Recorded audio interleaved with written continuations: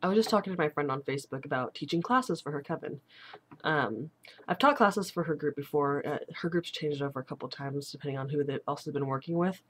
And I've taught traditional incense making classes. I've done oils making classes, and I have to go back and check on what other things I had done with her. But we were talking about some of the classes I wanted to do now, and I was thinking about um, what other classes I could be doing for her, or really for me, for the community, for whatnot.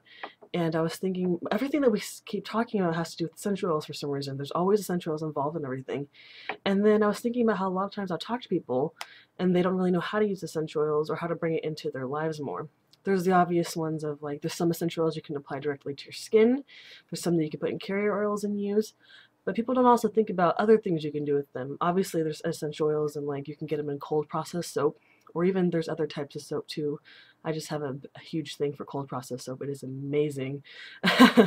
Once I tried cold processed soap, every other soap didn't like match up to it. Um, but I put essential oils in my shampoo and conditioner before. But be aware when you do add them to different things, especially going on your skin, to make sure that you're not just looking at the magical use of them, you're also looking at the medicinal use, and you really need to um, research them. I recommend getting Margaret Greaves' books or looking at botanical.com. I think it's botanical.com.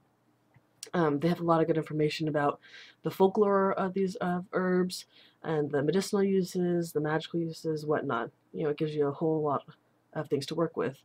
But anyway, I've known a lot of people make their own like homemade lotions and whatnot too. But if you're on a tight budget, you can always just add essential oils, which are expensive in themselves, to lotions you already have, unscented lotions. You can add them. I make a lot of milk baths, so I get powdered milk, and sometimes I'll mix it with other ingredients like skin softeners and whatnot that are all natural.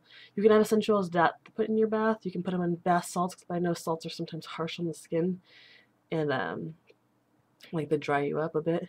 But there's tons of things you can add the essential oils to. It's not just like you have to put it in the carrier oil and apply it directly to your skin. I mean, I know that there's a lot of healing practices with that, which is great. But if you're looking for more ways to bring the magical uses of it into your life, then there's tons of other things you can do. And I'm sure you can get more creative than the things I've just listed. Um, I know some people take also essential oils internally inside capsules and stuff, so that's also the medicinal side of it.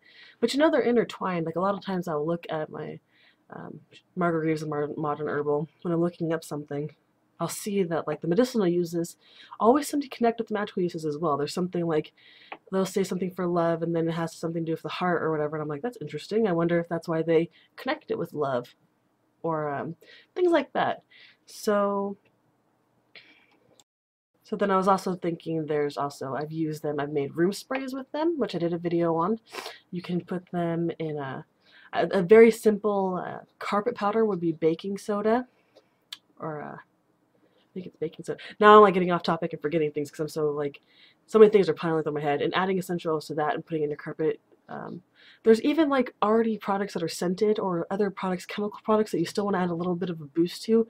You can put essential oils in them. Just make sure that you know they're not going to harm wood or carpet or whatnot or stain. Some of them could stain because they have like a darker color. Um, or if you made a oil like you made your own dragon's blood oil, which I make, because the dragon's blood oil that you may buy is actually a fragrance oil. You can't get that scent out of the resin.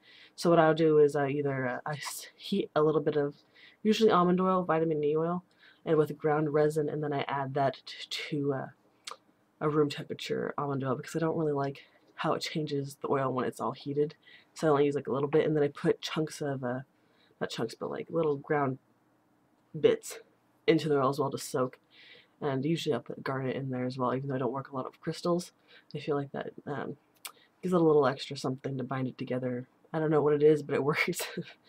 But yeah, so I just wanted to give this little video of like some hints and whatnot, some ideas to work with using essential oils. Because that's like seems to be the hugest thing. Like everybody uses essential oils. In their spiritual practices for some reason, or like in nature-based spiritual practices. It seems like I see people constantly putting updates about essential oils. There's so much you can do with them, but I know for most people it's too expensive. So I hope these ideas can help you if you are on a tight budget, but you still want to incorporate essential oils into different things, but you just can't afford to buy the huge bottle of almond oil that only comes in that size for $12. and then also buy the vitamin E on the side to make sure it's really preserved, and then the other bottle that you want to put it in, blah, blah, blah, blah, blah.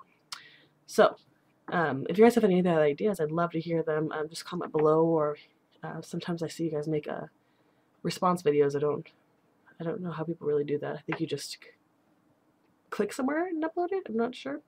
I'm not good at computers or YouTube or any of this. I just know I like to make really simple videos and upload them.